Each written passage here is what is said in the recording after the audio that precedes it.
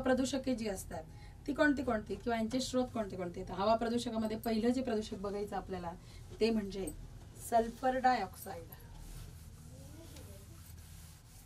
जे घटक आपण बघितलेत ना, या घटकांमधले सल्फर डायऑक्साईड हा जो घटक आहे, या सल्फर डायऑक्साईडमुळे काय होत असतं, घटक किंवा त्याला आपण प्रदूषके म्हणतो, हे प्रदूषक, त्या प्रदूषकाचे परिणाम काय होतात. सल्फर डायऑक्साईड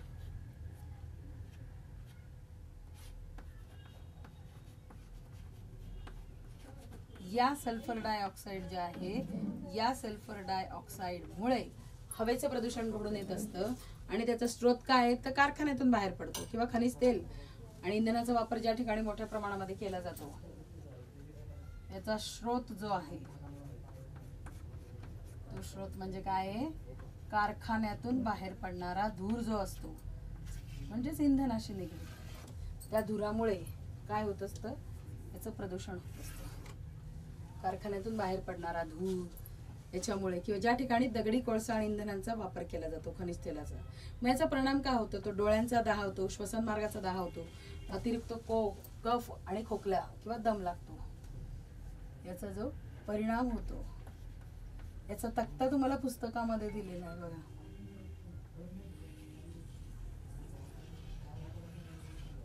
काय होतं याच्याने, डोळ्यांचा दाह,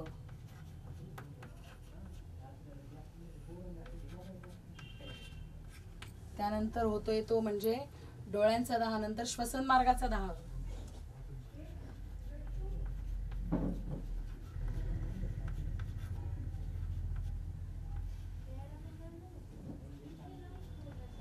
डोळ्यांचा दाह, श्वसन मार्गाचा दाह, त्याच्यानंतर आपल्या शरीरामध्ये अतिरिक्त कफाची निर्मिती होत असते. अतिरिक्त असा कफ आपल्या शरीरामध्ये निर्माण होत असतो आणि काही वेळेला दम जो असतो, तो दमा सुद्धा आपल्याला होऊ शकतो प्रदूषणामुळे, कोणत्या, सल्फर डायऑक्साईड या प्रदूषकामुळे. त्यानंतर सगळ्यात महत्वाचं म्हणजे जो असं प्रदूषक आहे की जे दैनंदिन जीवनात रोजच बाहेर पडते, आपण गाड्या वापरतो त्याच्यातून पडणारा कार्बन मोनॉक्साईड. या कार्बन मोनॉक्साईडमुळे कुठून येतो आता तुम्हाला सगळ्यांना माहिती, वाहन आणि कारखान्यांचा धूर याच्यातून कार्बन मोनॉक्साईड जो आहे तो बाहेर पसरतो आणि याच्यामुळे रक्ताच्या ऑक्सिजन धारण क्षमतेमध्ये घट होत असते.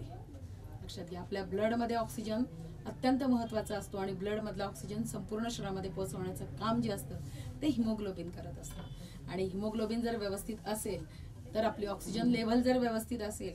आता मला कोरोना झाला होता त्यावेळेला लक्षात आलं माझ्या, कारण ते ऑक्सिजन लेव्हल चेक करत होते. ऑक्सिजन लेव्हल चेक करण्याचं एक मशीन आहे, त्यामध्ये ते ऑक्सिजन लेव्हल चेक करत होते, पल्स रेट चेक करतात, त्यानंतर बीपी किती तुमचा ते चेक करतात. तर ऑक्सिजन लेव्हल ही कमी होत असते. ऑक्सिजन लेव्हल जर कमी झाली तर आपल्या संपूर्ण शरीरामध्ये आपल्याला दम लागतो, श्वास घ्यायला त्रास होतो आणि त्याचा परिणाम आपल्या ब्लड प्रेशरवर होतो. बीपी वाढतो किंवा काहींचं जास्तच कमी होतो. ऑक्सिजन लेव्हल जर नॉर्मल असेल तर आपल्याला कोणत्याही प्रकारचा त्रास होत नाही. मग ही ऑक्सिजन लेव्हल नीट ठेवण्यासाठी आपण इंधनांचा वापर जास्तीत जास्त प्रमाणात केला नाही पाहिजे, म्हणजेच वाहनांचा वापर आपण जास्तीत जास्त प्रमाणात केला नाही पाहिजे. आणि मग रक्ताची ऑक्सिजन धारण क्षमतेमध्ये या एकट्या कार्बन मोनॉक्साईडमुळे घट होत असते. त्यानंतर नायट्रोजन ऑक्साईड जे आहे, त्या नायट्रोजन ऑक्साईड याचा जर स्रोत बघितला तर तो सुद्धा वाहनांचा धूर त्याला कारणीभूत आहे. याच्यामध्ये फुफ्फुस आणि श्वसन मार्गाचा दाह होत असतो. सगळे जे हवे प्रदूषणाशी रिलेटेड जे विविध परिणाम होतात ते मानवाच्या शरीरावरच होत असतात आणि मानवाच्या शरीरात होत असताना त्याच्या श्वसन संस्थेशी निगडीत विविध प्रकारचे रोग, कारण हवेशिवाय आपण जगू शकत नाही. हवा आपल्याला अतिशय महत्वाचा घटक आहे. हवेतला ऑक्सिजन आपण घेत असतो, पण हवा आपल्या शरीराला अतिशय महत्वाची. हवेतला ऑक्सिजन न घेता आपण बाकी इतर घटक सुद्धा आपल्या शरीरामध्ये घेत असतो. मग या घटकांचा परिणाम ते जर प्रदूषित असतील तर त्याचा परिणाम आपल्या संपूर्ण शरीरावर होत असतो. तर नायट्रोजन ऑक्साईड जे आहेत त्या नायट्रोजन ऑक्साईड सुद्धा आपल्याला इंधनांच्या धुरामुळेच आपल्याला मिळत असतो आणि त्याच्यामुळे फुफ्फुस आणि श्वसन मार्गाचा दाह होत असतो. हवेत मिसळलेले जे कणरूप पदार्थ असतात, म्हणजे उदाहरणार्थ एखाद्या घराचं बांधकाम चालू असेल तर त्या बांधकामातून निघणारे सिमेंटचे जे कण असतात, बांधकाम करताना उडणारं जे सिमेंट असतं, धूर, त्याच्यानंतर धुलीकण जे असतात, उद्योग आणि वाहनांचा धूर याच्यामुळे सुद्धा कणरूप पदार्थ बाहेर पडत असतात आणि याच्यामुळे सुद्धा श्वसनाचे विविध प्रकारचे रोग होत असतात. धूळ माहिती तुम्हाला, उद्योग आणि वाहनांचा धूर, याच्यामुळे धूळ येते आणि ती धूळ जी असते ती सिलिकॉसिस व्याधी. सिलिकॉसिस व्याधी म्हणजे काय की आपल्या शरीरामधल्या धुळीमुळे बऱ्याच जणांना धुळीची ॲलर्जी असते, बरोबर. आणि या धुळीच्या ॲलर्जीमुळे काय होत असतं, आपल्याला सर्दी, खोकला म्हणजेच आपल्या श्वासासंबंधी जे रोग आहेत ते रोग आपल्याला या धुळीमुळे सुद्धा होत असतात. त्यानंतर कीडनाशके, कीडनाशकांची जी निर्मिती असते त्या निर्मितींचा आणि वापर याच्यापासून आपल्याला कीडनाशक आपण कशामध्ये वापरतो, कीडनाशक पिकांवर फवारणी करण्यासाठी वापरत असतो, कीटकनाशक, कीडनाशक. तर याच्याने मनोदौर्बल्य, दीर्घ श्वसनामुळे मृत्यू सुद्धा होत असतं. मनोदौर्बल्य म्हणजे काय की आपल्याला मानसिक ताण येऊ शकतो याच्यामुळे. त्याच्यानंतर दीर्घ श्वसन करावं लागतं आपल्याला कीडनाशक जर हवेत पसरले असतील तर, आणि या दीर्घ श्वसनामुळे काही वेळेला मृत्यू सुद्धा ओढवू शकतो. मिथेन, मिथेन जे आहे ते कारखान्यातून जर वायू गळती झाली तर त्यातून पडणारा जो मिथेन असतो त्या मिथेनमुळे विषबाधा होऊ शकते, त्वचेचा कर्करोग होतो, दमा होतो, श्वसन संस्थेचे इतर विकार सुद्धा होत असतात. याच्यावर आधारित एक मोठी घटना आहे आणि ती घटना अतिशय दुर्दैवी अशी घडलेली आहे. 2 डिसेंबर 1984 रात्री भोपाळमध्ये आतापर्यंतची सर्वात भयानक अशी औद्योगिक दुर्घटना घडलेली होती. तेथे अपघातातून घडलेल्या जी वायू गळती होती त्या वायू गळतीमुळे 8,000 लोक प्राणाला मुकले होते. बघा, एकाच वेळेला 8,000 लोक त्या रात्री संपूर्ण मृत्युमुखी पडले होते. भोपाळ गॅस दुर्घटनेबद्दल दरवर्षी हा दिवस पाळला जातो. 2 डिसेंबर 1984 तिथे मिथेल आयसोसायनाइट हा जो वायू होता त्या वायूची गळती झाली होती आणि त्याच्यामुळे झोपलेले जे जवळजवळ होते 8,000 लोक एकाच वेळेला मृत्युमुखी पडले होते. ही अतिशय भयानक अशी औद्योगिक दुर्घटना घडली होती. मग या हवा प्रदूषणाचा आपल्या मानवी आरोग्यावर होणारा परिणाम आपण बघितलाय, पण याचा वनस्पती आणि प्राणी यांच्यावर सुद्धा परिणाम होत असतो. वनस्पती जी असतात त्या वनस्पतींमधले जी पर्णछिद्रे असतात, पर्णरंध्रे म्हणतो आपण त्यांना, ती पर्णछिद्रे बुजून जातात. प्रकाश संश्लेषणाची क्रिया मंदावते आणि परिणामी वनस्पतींची वाढ खुंटते, पानं गळतात, पानं पिवळी पडतात. हे सगळे परिणाम हवा प्रदूषणामुळे होत असतात. प्राण्यांवर काय होतं तर श्वसनामध्ये विपरीत परिणाम होत असतो आणि डोळ्यांचा दाह होत असतो. अशा पद्धतीने हवेचे जे प्रदूषण आहे या हवे प्रदूषणाचा आपल्या मानवावर, प्राण्यावर, वनस्पतींवर अशा प्रकारे परिणाम होत असतो. त्यानंतर हवा प्रदूषणाचा वातावरणावर सुद्धा परिणाम होत असतो. बघा, तुम्हाला सगळ्यांना माहिती आहे की आपल्याला सुरक्षा कवच आहे ओझोनचं. आपल्या संपूर्ण पृथ्वीला जे सुरक्षा कवच आहे ते ओझोनचं आहे आणि जिवंत राहू शकतो. कारण ओझोन लेअर जे आहे, ज्याला आता खूप मोठं असं भगदाड पडलेलं आहे, या ओझोन लेअरच्या भगदाड पडल्यामुळे सूर्यापासून निघणारे जे अतिनील किरण असतात, ती अतिनील किरण जी आहेत ती डायरेक्टली पृथ्वीवर येतात आणि त्यामुळे विविध प्रकारचे त्वचेचे रोग होत असतात. मग हे जर आपल्याला टाळायचं असेल, मग हे भगदाड कशामुळे पडलं तर हे हवेच्या प्रदूषणामुळे पडलेले आहे. ओझोन थराचा ऱ्हास आणि नाश हा कशामुळे होतोय तर हवेच्या प्रदूषणामुळे होतोय. वातावरणाच्या स्थितांबर या थराच्या खालच्या भागामध्ये ओझोनचा थर आढळतो. वातावरणाचे विविध स्तर तुम्ही बघितले, जलांबर, स्थितांबर, बरोबर. या थराच्या खालच्या भागामध्ये ओझोनचा थर आढळतो आणि सूर्यापासून उत्सर्जित होणारे अतिनील किरणांमुळे ओझोन वायूचा थर जो आहे तो थर सजीव सृष्टीचं संरक्षण करतो. परंतु या ओझोन थराला खालील कारणांमुळे धोका निर्माण झाला आहे. हरितगृह परिणाम आणि जागतिक तापमान वाढ. मला सगळ्यांना माहिती असेल ग्लोबल वॉर्मिंग, जो आत्ताचा अतिशय महत्वाचा मुद्दा आहे की ज्याच्यामुळे संपूर्ण जगाला या ग्लोबल वॉर्मिंगने विविध प्रकारचे रोगांना आमंत्रण दिलेले आहे. जागतिक तापमान वाढ जर झाली तर सर्व हिमनग जे आहेत ते हिमनग आणि बर्फ जो आहे तो बर्फ संपूर्ण वितळेल, सगळीकडे प्रलय येईल. कारण नदीतल्या पाण्याच्या पातळी वाढणार, समुद्राच्या पाण्याची पातळी वाढणार आणि त्यामुळे काय होईल तर पृथ्वीवरच्या सजीव सृष्टीला फार मोठा धोका होईल.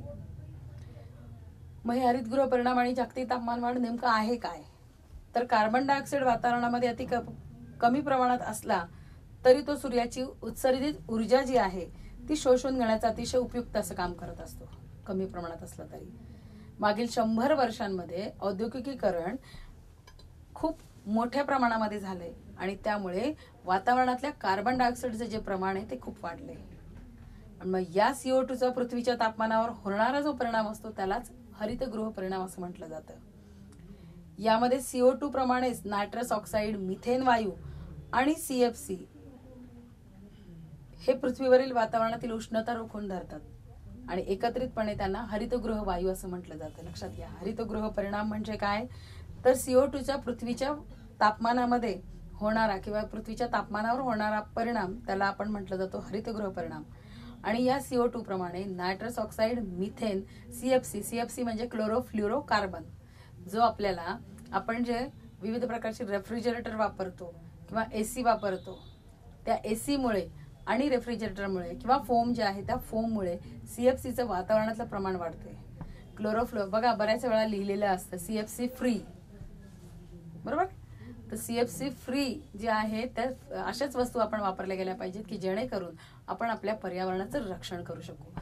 तर हे CFC म्हणजे क्लोरोफ्ल्युरो कार्बनचं प्रमाण सुद्धा वातावरणामध्ये खूप मोठ्या प्रमाणात वाढलंय. कार्बन डायऑक्साईड सारखंच मिथेन वायू आणि नायट्रस ऑक्साईड हे सुद्धा वातावरणामध्ये उष्णता रोखून ठेवत असतात आणि त्यांनाच हरितगृह वायू म्हणून ओळखलं जातं. वाढत्या हरितगृह परिणामामुळे काय होतंय तर हळूहळू जागतिक तापमान वाढत चाललंय. त्यामुळे हवामानात बदल घडतोय. तुम्हाला सगळ्यांना आपण सगळे अनुभवतोच आहेत. आता हिवाळ्यामध्ये सुद्धा कालच जर बघितलं असेल तर बऱ्याच ठिकाणी पाऊस पडलाय. गेल्या 2 ते 3 दिवसापासून सगळीकडे ढगाळ वातावरण आहे आणि या ढगाळ वातावरणाचा परिणाम पिकांवर तर होतोय पण मानवावर सुद्धा होतोय. विविध प्रकारच्या रोगांना आपल्याला बळी पडावं लागतंय. हिवाळ्यामध्ये पावसाळा, उन्हाळ्यामध्ये पावसाळा असं आपल्याला अनुभवायला मिळतंय. मग हे सगळे जे परिणाम आहे हे सगळे परिणाम या हरितगृह वायूंमुळे.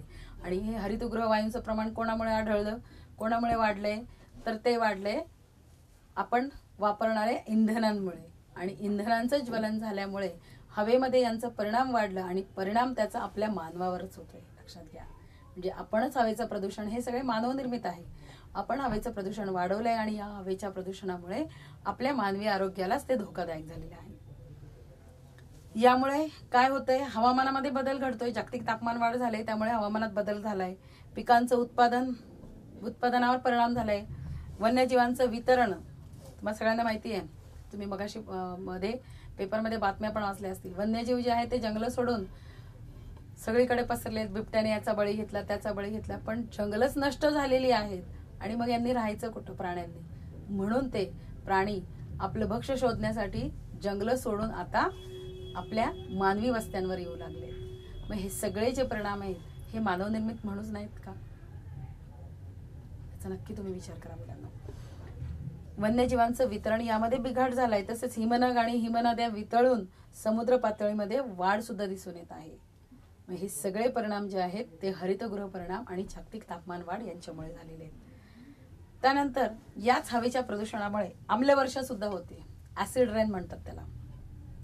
कोळसा, लाकूड, खनिज तेल यासारख्या इंधनांच्या ज्वलनातून सल्फर आणि नायट्रोजन यांची ऑक्साईड वातावरणात सोडली जातात. ही ऑक्साईड जी असतात ती पावसाच्या पाण्यात मिसळतात आणि त्यापासून सल्फ्युरिक आम्ल, नायट्रिक आम्ल, नायट्रस आम्ल आणि नायट्रिक आम्ल तयार होतात. ही आम्ल काय होतात, पावसाच्या थेंबांच्या रूपाने किंवा हिमकणांमध्ये जो पाऊस येतो, तो पाऊस किंवा बर्फ पडतो त्यालाच आम्लवर्षा असं म्हणतात. आणि या आम्लवर्षांचे परिणाम काय होतात माहिती का तुम्हाला, की आम्लयुक्त पावसामुळे मृदेची आणि पाण्याच्या साठ्याची आम्लता वाढते. त्यामुळे जलचर प्राणी, वनस्पती, संपूर्ण जंगलातील जीवांची हानी होते आणि संपूर्ण परिसंस्थेवर याचा विपरीत परिणाम होतो. इमारती, पुतळे, ऐतिहासिक वास्तू, पूल, धातूच्या मूर्ती, तारेची कुंपणं जी असतात इत्यादींचं काय होतं, क्षरण होते, म्हणजे त्यांची झीज होते.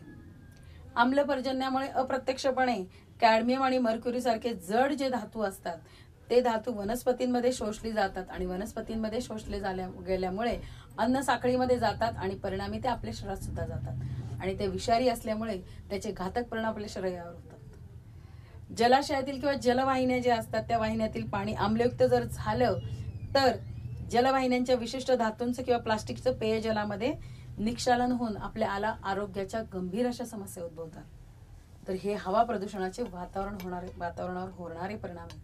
बघा, हवा प्रदूषणाचा सर्वात मोठा परिणाम काय आहे तर ओझोन थराचा ऱ्हास.